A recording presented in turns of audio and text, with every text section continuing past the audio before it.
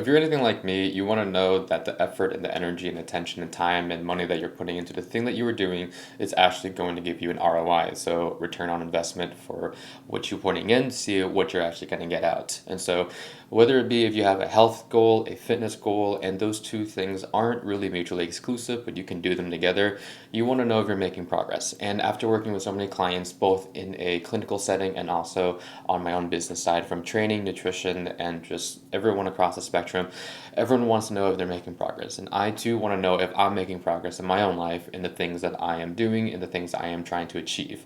And sometimes our emotions can very much blur our vision, our lens, and the line of are we making progress or not, right? And there are several different ways that you can go about it. You can look at things objectively by like quantitative numbers, or you can look at things more qualitatively through like subjective measurements of things that don't really have a number or some type of measuring stick attached to it, but more so in the subjective realm of like how am I feeling, how is this affecting this other area of life, and things like that. And so I right here made a big list of areas, things that we can go through that oftentimes that people want to improve when they tell me that they want to improve their health and fitness. But before you get too caught up with the progress talk, is the thing that I want to make sure that everyone understands, and something that took me too long to understand myself, is if I'm going to be focusing on something and I am asking the question, am I making progress? Is this fast enough? Is it slow enough? Etc. The first thing that I want to make sure that I remind myself is first is what is it that I truly want?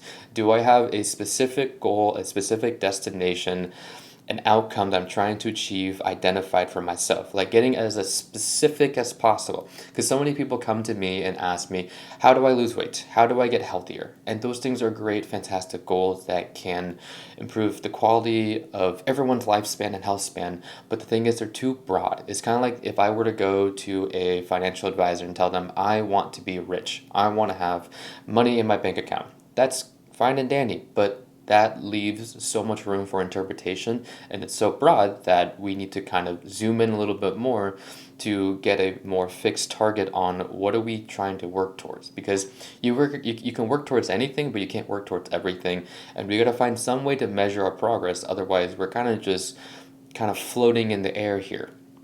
And so the first thing is, if you have some type of goal that you're setting for yourself that you want to achieve, I would highly recommend that you yourself try to isolate and figure out by identifying what that target outcome is. What's the goal that you actually want with yourself? And not because you're trying to impress somebody else or trying to satisfy somebody else's thoughts, feelings, or whatever they're casting over you, but what do you truly actually want with yourself? Because your emotions tie a lot with what you want when it comes to your health and fitness. So if you tell me that you actually, or you tell yourself that you say that you want to lose weight, okay, do you just want to lose weight because you want to lose weight, the number on the scale? What is that? What are we unraveling? Oh, no, you want to lose weight because you start rambling on and tell me that you actually want to be able to play with your kids, keep up with them, things like that. As you are opening up more, the words that you were saying are going to, you're going to be there's going to be a consistent pattern, theme that's going to illuminate what is it that you're actually wanting to improve. Oh, you want to hang out with your kids more. So that has really not much things to do with losing weight. You don't just want a smaller body. You don't want just a number and scale to go down or lose excess body fat. Those things are nice, but you really cherish actually playing with your kids, doing certain things, going and doing and showing yourself that you can do whatever. So getting really specific with what you actually want is super helpful, so then you can work your way back from that destination to where you are at now, and then it gives you direction for where you're trying to get to. Right? Simple enough. And so on health and fitness, I just want to go down this big list here and areas, because many of us can get held up on like, hey, I'm not making progress, I'm hitting a plateau. That's a very common thing I've heard from many people, is I'm plateauing. And that's, I'm like, okay, we can attack this from many different avenues. So let's go through different ones. So, say we are talking about health, right? Like, you generally just want to improve health because you can care less about how your body composition looks, how much weight you lift on the bar, and things like that. You generally just want to improve your health and stuff like that. And so I love that there's this physician out in the world that he is very much into the social media, and also just as a public figure talking about this, and he's actually very knowledgeable, Dr. Peter Attia, and he coined this the four horsemen of chronic disease. And the four horsemen of chronic disease, the first one has to do with atherosclerotic disease. So that has anything to do with atherosclerotic diseases, like vascular diseases in your cardiovascular system, but as well as your cerebral vascular. So basically the vessels in your body that touches every organ, and also the vessels that touches your brain. So any vascular network highway system, there's plaque buildup, there's different type of diseases that can happen, like a stroke, etc., etc., but just underneath the big umbrella term of the atherosclerotic diseases. The next thing is cancer. Cancer is another big thing also. You can't completely cut that out because there's a lot, it's very multifaceted, but big levers that you can pull are definitely in your lifestyle behaviors, are huge factors in your likelihood and chance of developing something like that. So like your fitness, your nutrition, your sleep, your how you like things like that. Those big levers that we're definitely going to go through. And then the next thing is neurodegenerative diseases. So I don't have the exact stat on my mind, but a couple different neuro type scientists that I follow, many of them have postulated that sleep is a huge correlation to many neurodegenerative diseases. So if you don't sleep much or sleep very poorly, then that has a huge, great influence on you potentially developing those type of neurodegenerative diseases and everything else underneath those umbrellas. It's not just for certain, but generally most of us don't need a science degree to understand what things that we should do and things that we probably shouldn't do less of. So definitely in the camp of sleeping more falls into things that we should probably do more of. And the next thing is metabolic diseases. So developing like type 2 diabetes, developing insulin resistance, fatty liver diseases, things like that. Things that just more so on the metabolic side of stuff, of how we process and utilize and everything about when it comes to food and our metabolism just through different metabolic functions.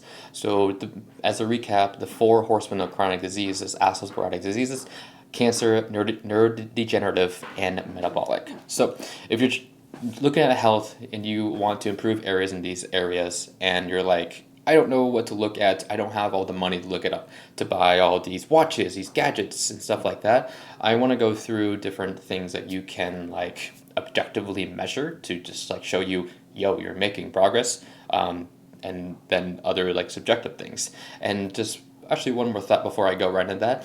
When it comes to progress, you need to be very careful of how you react when you see the progress, because many people ask for progress, but then they have this level of expectation that's associated with that progress, to where they want that progress to be large, granular, and fast. But that's not the deal. That wasn't the deal that you made at the very beginning, was that you just want progress. You want to make sure that you were moving in the right direction. The trajectory of your actions is taking you towards a horizon that's actually going to be more in favor of the future that you want to have for yourself. And if you are upset with the rate of the progress, that's just physiological adaptation. That's just how the cards are playing out. And if you are doing all the things that you could possibly do within your specific skill set, situation, and lifestyle and current knowledge base, then don't be upset with the progress. Because if you are making progress, just take a real hard look at yourself if you are complaining about actually making progress, or that it's not going fast enough. Because if I were to ask you the question, one point or time, you would have given anything to be at the state that you are now. And so if you are here now, why are you complaining and why are you being greedy?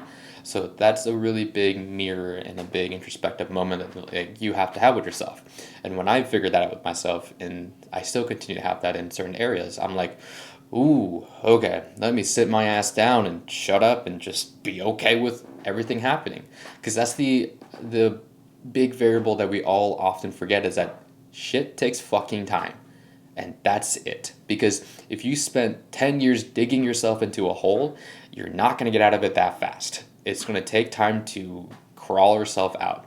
And that's a very simplistic like analogy to it, but it holds weight. It holds weight and truth to it as well. And so going down this list is like, hey, you want to improve your cardio, right? You say that you want to improve your endurance, your stamina, etc. And so areas that I would recommend looking at is like looking at your heart rate, right? Looking at your resting heart rate and when you're just sitting still for like 5 minutes, where is that at? Compare, like have a pre and post comparison. Approach this as almost like you're like a scientist.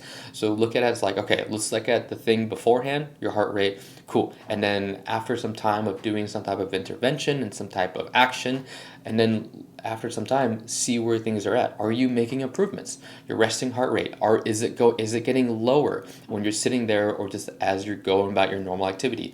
Is it lower? So then that if it is lower, it means that your heart is working a lot more efficiently. It doesn't have to work as hard. That's good. That's going to help all those other camps when it comes to cardiovascular, metabolic, and just other type of chronic diseases that having a lower heart rate can improve those other areas too, right? So your resting heart rate, your heart rate variability, is that going up?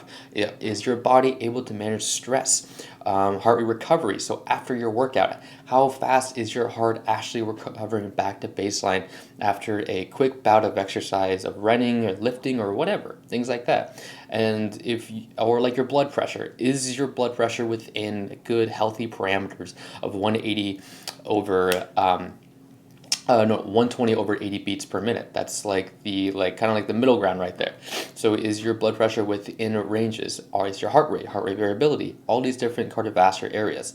Now, if you don't have any gadgets and things like that, just look at how you feel when you're sitting there, when you're breathing, going about your day. Are you able to walk across the parking lot, like hang out with your family, kids, do certain activities, and do you feel winded, right? Do you feel like does it feel like someone's sitting on your chest, or does it feel like you just have more like there's like a pump, like your heart's just working better, your lungs, you're breathing better, you keep up, you have more stamina?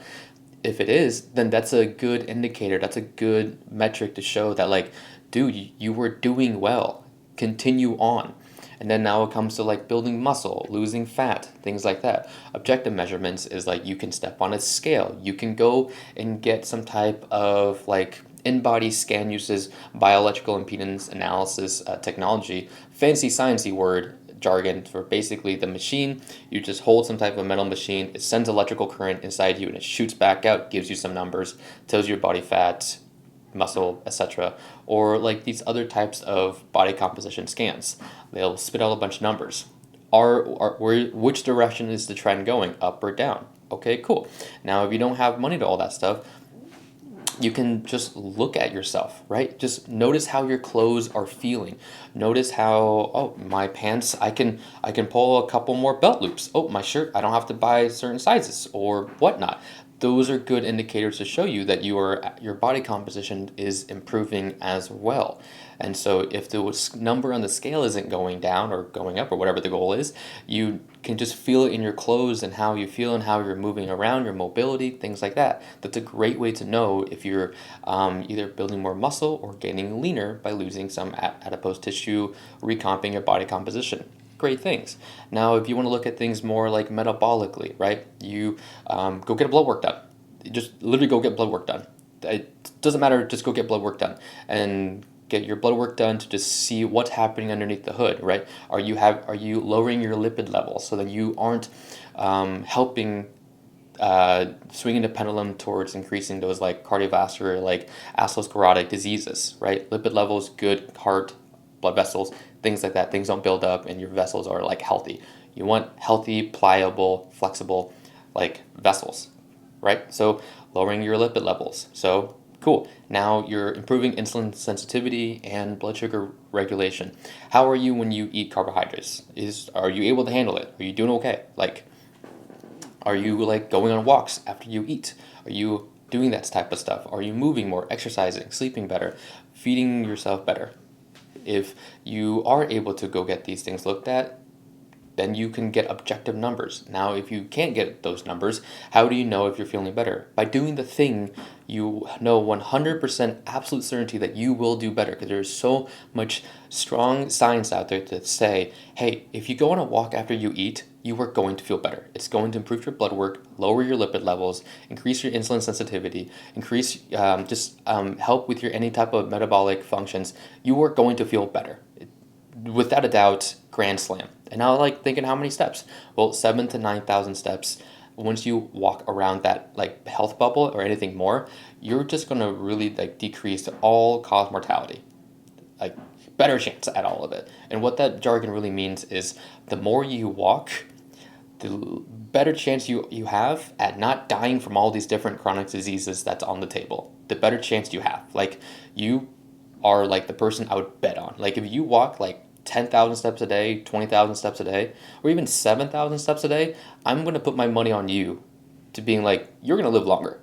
That's what that means. So the more steps you take literally means you're walking towards a better version, a trajectory for your life. So steps. So knowing that you do that, boom, you already know that you don't have to go spend money doing type assessments, things like that. You are already moving towards that direction, and you can already know how that feels.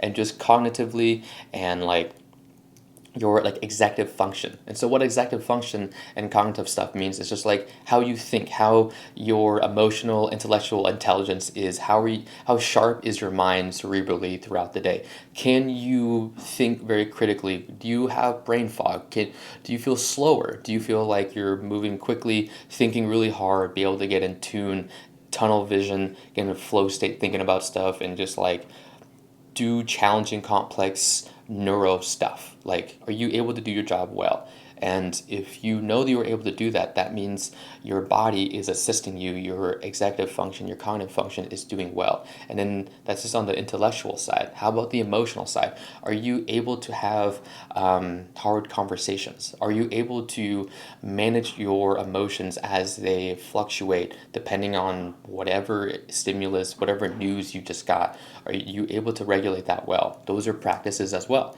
And the lessons that you learn, it's like an awesome phrase I heard is, you come for the fitness, but you stay for the longevity. Because through the fitness, it's a great equalizer. The gym is. It doesn't matter how old you are. It doesn't matter how much money you have. It doesn't matter what your background is or the cards you came to this world with.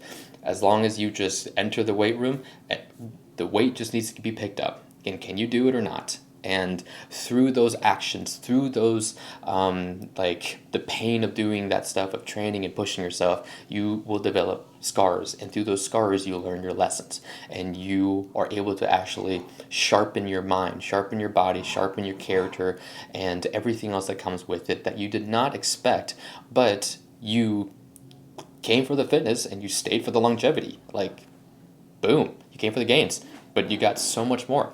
And so there's also other ways that you just know that you are moving in the right direction.